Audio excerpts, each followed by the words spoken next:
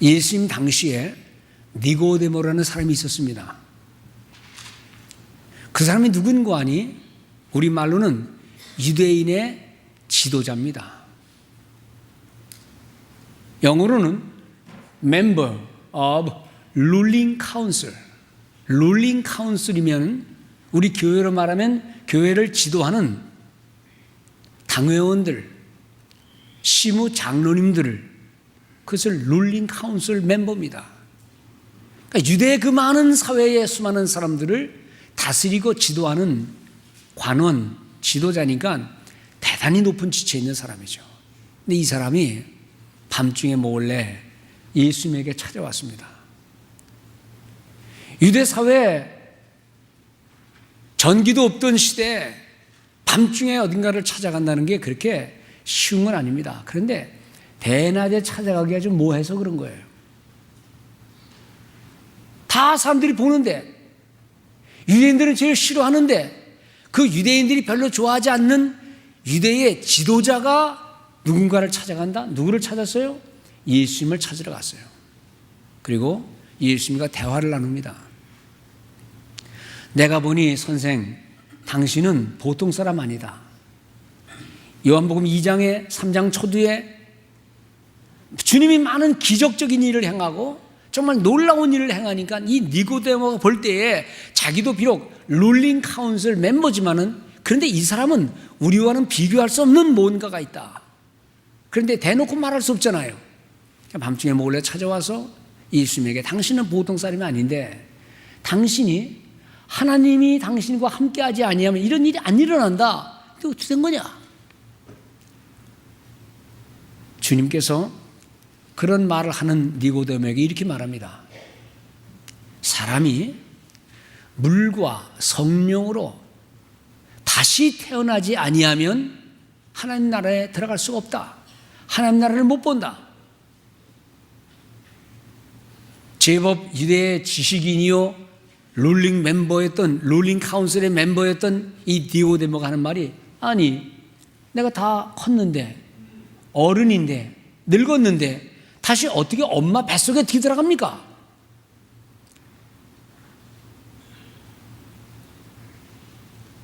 거듭 태어나야 된다는 말, born again, 다시 태어난다는 말을 이 룰링 카운슬 멤버인 니고데모도, 지도자인 니고데모가 이해하지를 못한 거예요. 주님은 이렇게 말씀합니다. 육으로 난 것은 육이요, 즉 몸뚱이로 난 것은 몸뚱이요, 영은 영이다. 그런데 사람이 물과 성령으로 다시 거듭나지 아니하면 너희 유대인들이 말하는, 당신이 말하는 하나님 나라 결코 볼 수도 들어갈 수도 없다 라고 말씀하는 거예요. 여러분, 이게 무슨 말이죠? 물은 뭐고 성령은 뭐냐?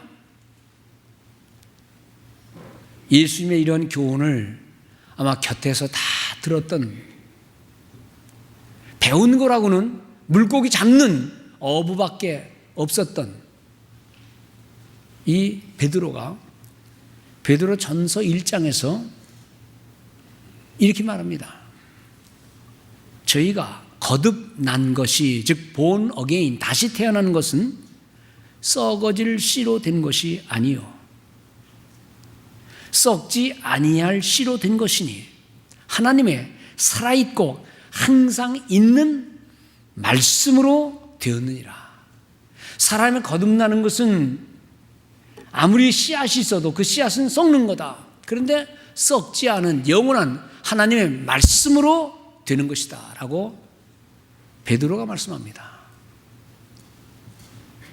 유대 사회의 지도자였던 룰링 카운슬의 멤버였던 니고데모가 도무지 이해하지 못해서 그게 무슨 말입니까? 어떻게 늙었는데 다시 엄마 뱃속에 들어갑니까? 라고 질문했던 것과는 달리 베드로는 배운 게 없는 사람인 것 같지만 그것이 뭘 뜻하는지를 알고 예수님이 돌아가신 이후에 많은 굴곡의 세월을 지낸 이후에 베드로는 말하기를 우리가 거듭나는 것은 다른 게 아니다. 항상 있는 살아계신 하나님의 말씀으로 새로워지는 것이다. 사람이 산다는 것, 그냥 호흡하고 돈 벌고 몸뚱아리 움직이는 것, 그걸 가지고 살아있다라고 말하지는 않을 겁니다. 산 사람이라면 움직이는 것과 더불어 방향이 있어야 될 것이고, 어디를 갈 때는 목표가 있어야 될 것이고, 있다 없어지는 세상적인 것보다는 영원한 그 어떤 것을 사모할 때에 우리는 신앙인으로서 살아있는 사람이다 라고 말합니다. 베드로 전서 3장에서 사도는 계속 이렇게 말씀합니다. 너희의 단장은, 즉 예쁘게 꾸미는 단장은 머리를 꾸미고 금을 차고 아름다운 옷을 입는 외모로 하지 말고 마음속에 숨은 사람의 온유하고 안정한 심령에 썩지 아니할 것으로 하나, 이것이 하나님 앞에 값진 것이니라. 사람은 외모를 꾸미려고 그러는데 오늘 사도 베드로는 말하기를 사람 속에는 그런 것으로 꾸미지 않는 속에 있는 숨은 사람이 있다는 겁니다. 겉사람이 있는가 하면 속에 있는 그 뭔가가 있다는 겁니다. 이런 말씀을 가만히 생각해 보면서 성경의 이치를 돌이켜 보면서 우리는 사람이 산다는 게 그저 육체 덩어리를 움직이는 것, 그건 아니다. 내 속에는 내가 알지 못하는 그 누군가가 뭔가가 있어서 내가 방황할 때에 나를 누군가 잡아주고, 내가 넘어질 때에 나를 누군가 일으켜주고, 비록 내가 넘어지고 쓰러지고 어려운 일을 많이 당하는 육신적인 겉사람은 있지만 그런데 쓰러지지 않는 속사람 뭔가가 있는 것이다. 그걸 우리가 깨닫게 됩니다. 이 삶의 이치를 고린도후서 4장을 가만히 보면 이걸 다 설명하고 있어요. 오늘 4장 16절에서 나오는 말씀은 사실 4장 전체를 읽을 때에 깊이 깨달을 수 있는 겁니다. 4장 7절에 이렇게 말합니다. 우리가 이 보배를 질그릇에 가졌다. 이 보배는 뭔가 하니 앞에서 말하는 예수 그리스도, 우리의 생명을 생명되게 하고 우리를 영원하게 살게 하는 그 기가 막힌 보배로운 그분 예수 그리스도를 어디다 가졌는가 하니 질그릇에 가지고 있다. 질그릇은 지금 좋은 걸 얘기하는 게 아닙니다. 금그릇도 아니고 은그릇도 아니고 깨지기 쉬운 질그릇 속에 가지고 있다. 이 깨지기 쉬운 질그릇을 아주 적나라하게 말하고 있습니다. 7절, 8절, 9절 보면 8절에 사방으로 우겨쌈을 당하고 또 답답한 일을 당하고, 9절 박해를 받고 또 거꾸로 뜨림을 당하고, 이게 깨지기 쉬운 질그릇의 모습입니다. 얼마나 쉽게 깨지는지. 그런데 우리 질그릇 속에 예수 그리스도가 있으면, 주님이 살아계시면 어떤 일이 생기느냐? 사방으로 우겨쌈을 당하여도 쌓이지 아니하며, 답답한 일을 당하여도 낙심하지 아니하며, 박해를 받아도 버림받지 아니하며, 거꾸로 뜨림을 당하여도 망하지 아니한다. 왜요? 항상 우리 속에 죽으시고 부활하신 그리스도의 생명이 우리 속에 있기 때문에 금방 넘어질 것 같은데 넘어지는 것 같다가도 일어서게 되고, 저 죽을 사람 같은데 또 살아나게 되고, 절망의 순간에도 또 다시 일어서는 이런 모습들, 이것은 겉으로 되어지는 모든 일을 보면 다 그렇게 될 수밖에 없는데, 우리 깨져야 할 질그릇 속에 항상 뭔가가 담겨져 있기 때문에 그분의 생명은 우리를 인도하기 때문이라는 겁니다. 눈에 보이는 대로 산다면 우리는 얼마나 많은 일을 찡그리고 살아야 됩니까? 귀에 들리는 대로만 산다면 우리는 얼마나 속상합니까? 그런데 우리가 뭘 봐도, 어떤 소리를 들어도 우리 속에 있는 그 뭔가가 있어서 그 들은 것을 소화시킬 수 있고 본 것을 다시 다른 시각으로 볼 수 있는 믿음의 모습들. 예수를 믿는다는 것은 우리의 지식과 경험과 주변에 되어지는 모든 일을 따라서 사는 게 아니라 그것들을 믿음으로 재해석해서 믿음의 눈으로 우리의 삶을 인도받을 때 우리는 그것을 그리스도인이라 말할 수가 있을 겁니다. 참 세상은 혼돈된 세상입니다. 믿을 것도 별로 없는 세상인 것 같습니다. 하버드 대학의 종교학 교수인 그 유명한 세속도시를 70년대에 쓰면서 일약 지식인 고봉의 최고에 오른 하비 컥스라는 사람이 21세기를 진단하면서 한 말이 21세기 종말의 시대가 가까우면 가까울수록 모든 인간은 영적인 혼돈을 경험할 것이다. 눈에 보이는 대로 판단하기 힘들고 사람들은 외적인 것에 늘 익숙할 것이고 창조자를 잃어버린 이 시대는 늘 허무주의와 쾌락주의로 흘러갈 수밖에 없을 것이다 라고 진단합니다. 육체의 쾌락, 그것은 곧 자살로 이어지고 마약 이용으로 이어지게 되고 결국 파멸의 길로 인도된다는 겁니다. 그래서 사람들은 그런 21세기의 종말의 현상들을 보고 탄식하고 절망할 테지만 오늘 성경은 그렇기 때문에 그리스도가 필요하고 그렇기 때문에 복음이 필요하고 그렇기 때문에 부활하신 주님께서 죽어가는 사람들 속에 그리스도의 영이 들어가서 속사람이 새로워지는 경험들을 교회를 통하여 말씀을 통하여 이루어져야 된다는 것입니다. 복음은 인간의 허물을 넘어서게 합니다. 예수의 생명은 다 깨어져가는 낙심된 영혼들에게 예수의 생명이 그 속에 들어가면 죽은 자를 살리는 놀라운 의미를 갖게 된다는 겁니다. 그럼에도 불구하고 우리 육신은 질그릇일 수밖에 없다는 겁니다. 질그릇이기 때문에 예수의 생명이 들어와야 되고 질그릇이기 때문에 그리스도의 새로운 살리는 영이 우리 속에 있어야 된다는 겁니다.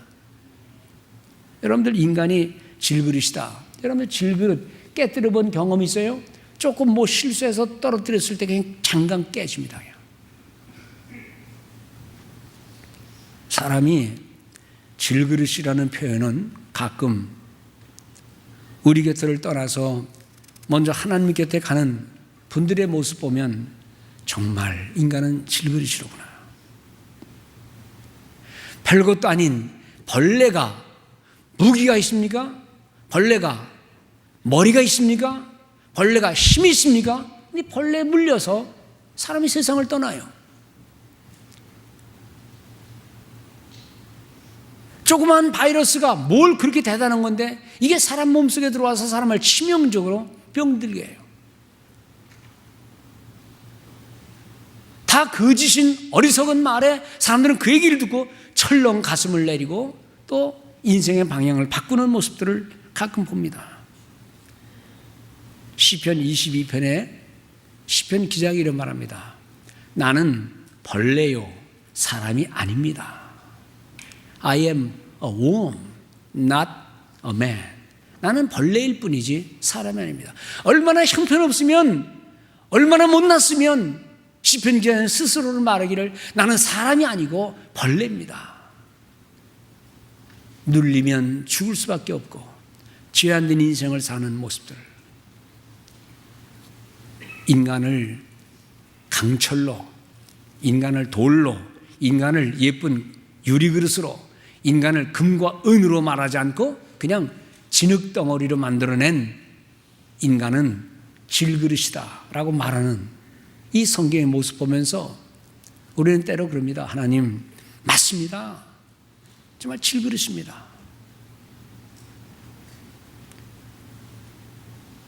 나를 구원할 수 없고 세상의 어떤 것도 내 마음을 만족시킬 수 없는, 그리고 너무나 말도 안 되는 곳에 무너지고 넘어지는 인생 볼 때에 인간은 정말 질그릇일 수밖에 없다는 겁니다.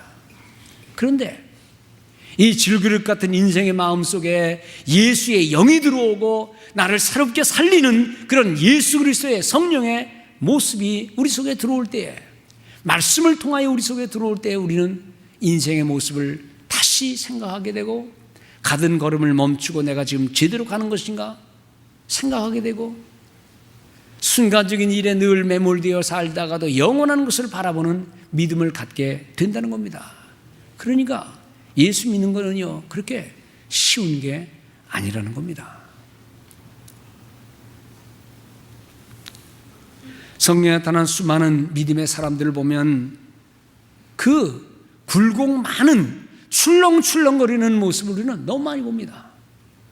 세상에 어떻게 저런 삶을 살면서 명을 유지했을까? 그것은요, 하나님과의 관계, 하나님의 도우시는 은혜를 아주 시시때때로, 그리고는 인생의 마지막 부분에 받았을 때만 가능한 얘기예요. 무슨 말씀인지 아세요? 모세를 보세요. 모세. 저는 모세를 보면 모세의 발끝도 못 따라가는 사람이지만 모세를 가만히 보면서 참 희한한 인물이다. 세상 말로 말하면 재수 되게 없는 인간이에요. 왜인 줄 아세요? 좋은 나라에 좋은 시민으로 태어난 게 아니라 그 막강한 애굽에서 노예살이하는 히브리인의 자식으로 태어났어요. 그리고 다른 데 태어나지 않고 왜 하필이면 바로 그때에, 즉 유대인 히브리인들이 점점 많아진 건 이게 애굽 사람들이 볼 때 큰일 났어요. 만약에 전쟁 나거나 문제 생길 때 이 인구 많은, 점점 많은 이 노예들이 반란 일으키면 나라는 뒤집혀진다라고 생각하는 이 임금이 어느 날 칙령을 내립니다. 이제부터 히브리 아이가 태어나면 남자아이는 다 죽여라. 산파에게 명령했습니다. 왜 하필이면 그때 태어납니까? 그때 태어났어요. 차마 죽일 수 없는 어린아이를 몰래 키우는데 이게 뭐 키울 수가 없잖아요. 응애하고 울면 다 들키는 거 다 죽어요, 식구들이.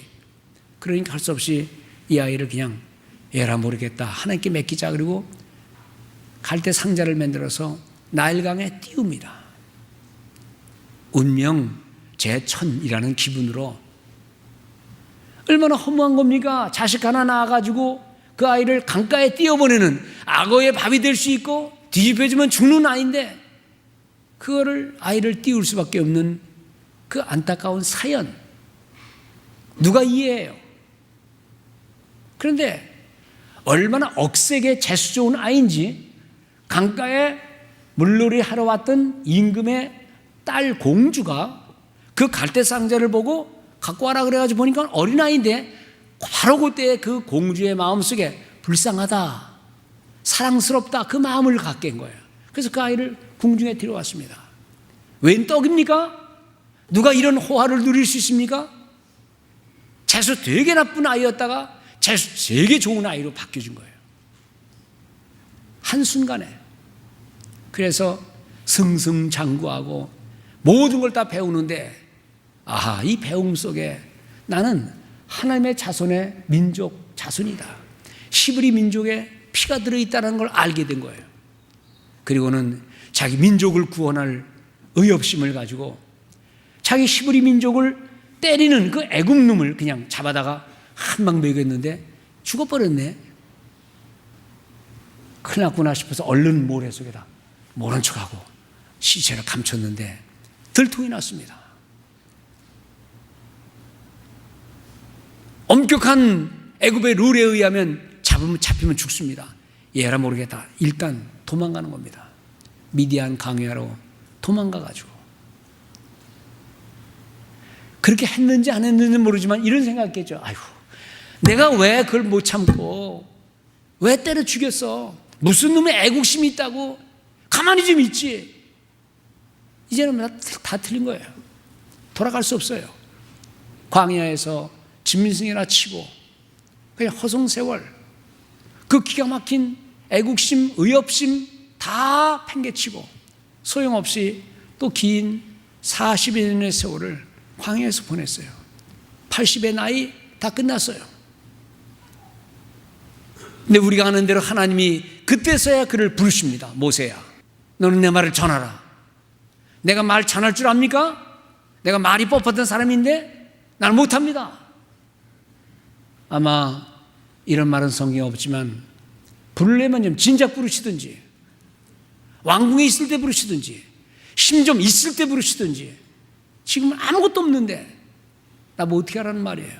내가 감히 저 임금 앞에 어떻게 씁니까? 라고 하나님 앞에 대들었어요. 우리는 잘 압니다. 그의 굴곡진 생애, 출렁출렁거린 모든 생애, 자기 생각에는 잘 됐다고 생각될 때에, 또는 자기 생각에는 다 틀렸다고 생각될 때에, 사실 그 모든 것은 굴곡 속에서 하나님의 어떤 의도가 있었어요. 자기가 생각할 때는 재수 좋았다, 재수 없었다, 틀렸다, 됐다, 출렁출렁거리는 그 인생 속에 하나님은 그 인생을 지켜보시면서 사람을 만든 거예요. 그리고 지도자의 기질, 즉 철저하게 좌절도 해보고, 철저하게 교만도 해보고, 남들이 볼 때는 이런저런 모습일지 모르지만 그 모든 굴곡진 인생을 통해서 결국 나는 별거 아니다, 나를 붙드는 하나님이 나와 함께하지 아니하시면 아무것도 안 된다는 이 진리를 깨달은 후에 다 내어놓았을 때에 하나님이 이제 너는 내 종이 되어라 라고 말씀하시는 겁니다. 누가 모세의 생애를 재수없는 생애 또는 허무한 생애라고 말할 수 있어요? 그런 것은 그의 삶의 단면일 뿐이지 그의 모든 일생을 우리가 다 알고 있기 때문에 그런 인생, 하나님이 붙으시는 삶의 모습이다. 엘리야 같은 선지자를 보면은 더 극의 극입니다. 450명의 그 기가 막힌 우상 섬기는 이방 선지자와 영적인 씨름을 해서 하늘에서 그 불이 내리도록 해서 그 기가 막힌 승리를 한 장면을 우리는 구약 성경에서 압니다. 엘리야의 기가 막힌 능력의 사람. 그런데요, 그 승리가 있고 나서 바로 이세벨이라는 아주 악한 여자가 이 엘리야 내가 죽여야 되겠다, 내가 너 가만두겠다 하는 그 말 한마디에 그냥 주량을 친 겁니다. 로뎀나무 그늘에 앉아서 하는 말이 뭔지 아세요? 하나님, 피곤합니다. 나 죽여주세요. 더 이상 살고 싶지 않습니다. 여러분, 인간이 질그릇으로 되었다는 것을 잘 표현한 말이에요.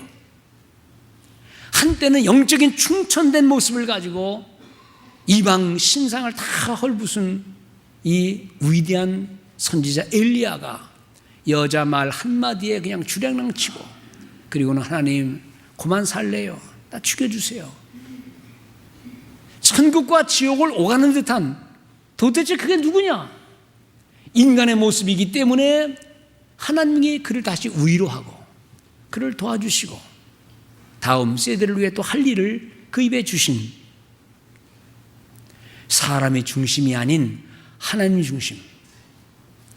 구약의 수많은 위대한 인물들의 생애 속에서 그 사람 위대했다라고 말하면 그건 성경을 잘못 보는 거예요. 그를 위대하게 만든 숨은 하나님의 디자인, 하나님의 계획. 그러므로 우리 성도님들, 우리가 살아갈 때 정말 우리가 기억하고 잊지 말아야 될 것은, 눈에 보이는 현실과 나의 능력과 내 한계를 인정하고, 그리고 나 속에, 내 배후에 우리 주님이 살아계셔야 된다는, 나는 별거 아무것도 아니라는 인생을 날마다 고백하면서 하나님의 은혜를 내 속에 있게 하는, 나를 살게 하는 영, 나를 새롭게 하는 영, 예수의 생명이 여러분들의 삶의 근본을 이루는 축복이 있기를 바랍니다. 여러분, 설교 시간에 말씀을 들을 때는 그렇지, 그렇게 살아야지 하고 결심할 수도 있겠죠. 근데 이제 교회 문 나가다가 벌떡 넘어졌네, 그러면 그때부터 이건 뭐야, 재수 없게, 교회 괜히 왔네. 여러분들 삶의 모습이 비록 내 속에 그리스도가 있지 아니하면 그냥 눈에 보이는 대로, 경험되는 대로 우리는 출렁거릴 수밖에 없지만, 비록 출렁거리지만 그 속에 예수 그리스도를 중심으로 우리의 삶을 모셔서 하나님 중심의 삶을 살아가는 변함없는 성도 되시기를 주의 이름으로 축원을 드립니다.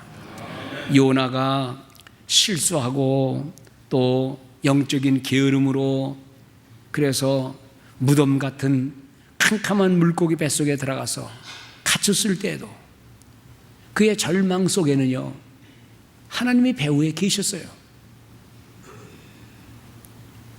나인성 과부가 자기 아들 죽은 시신 앞에서 울며 불며 통곡할 때에도 주님은 그걸 알고 계셨어요. 인간이 깨질 수밖에 없는 연약한 그릇이라는 사실을 성경은 누누이 말씀합니다.